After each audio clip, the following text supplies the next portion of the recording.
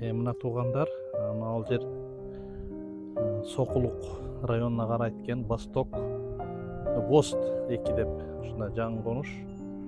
Бир трассадан 3 километрдей жогору кетет экен, тоо жакка карап.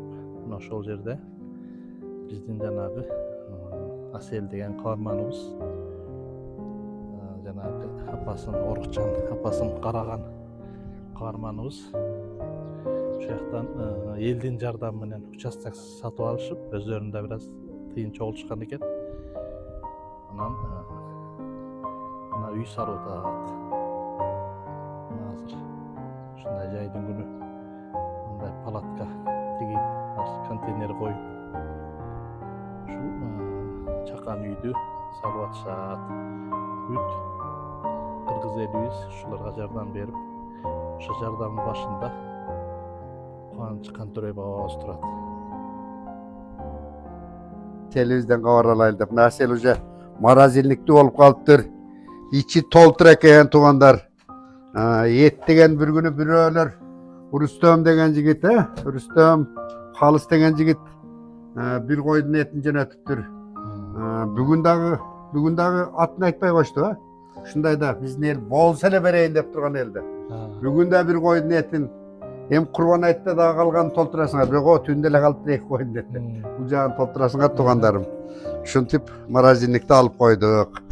Анан сырткары урматтуу бир туугандар, карапайым элибиз абдан жакшы колдоп атат.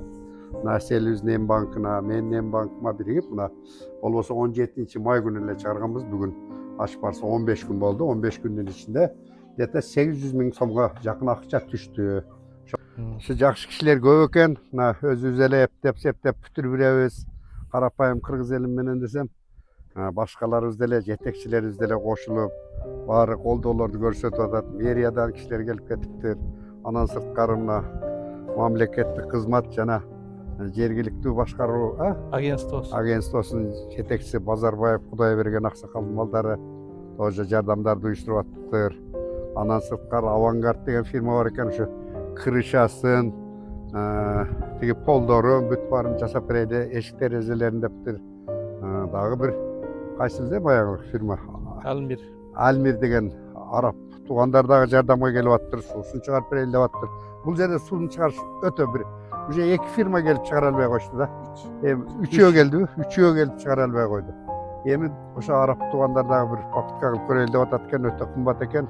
Аныкы булар биздикилер 1 метри 1000 сомдон болуп атат да. Олордуку 12 000 экен да, жаман жери. Ушундай кымбат болсо да балким жасап берип калабы деген Кудайдан үмүт кылып туруп атабыз. Анан сырткары ошо бронированный эшик коюп беребиз деп аттыр. Дагы эмне?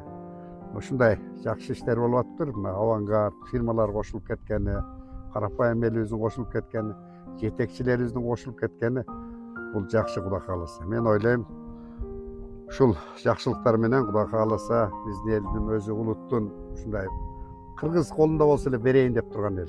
Айтып атам, аты жөнүн айтпай уже 2 койдун эти келип түшүп калыптыр, кызым, туурабы? Эми тезирээк ушуну бүтүрүп берелик.